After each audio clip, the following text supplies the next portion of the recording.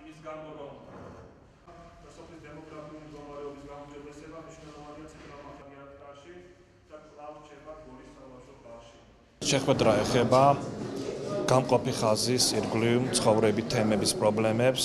ჩვენი მიზანია ერთად ვისაუბროთ იმ პრობლემებზე, რომელიც სამხრეთ ოსეთის გამყოფი ხაზის ირგვლივ მაცხოვრებელ მოსახლეობას ეხება. საუბარი არის იმაზე, რომ აუცილებელია გაუმჯობესდეს კომუნიკაცია, როგორც ადგილობრივ თვითმმართველობასა და თემებს შორის, ასევე სხვა ორგანიზაციებს შორის. დღეს სწორედ ამ პრობლემებზე და კომუნიკაციების გაუმჯობესებაზე გვექნება საუბარი. მოსახლეობას უნდა მიეწოდოს უფრო მეტი ინფორმაცია იმ პროგრამების შესახებ, რომელსაც სახელმწიფო ამ რეგიონებში ახორციელებს.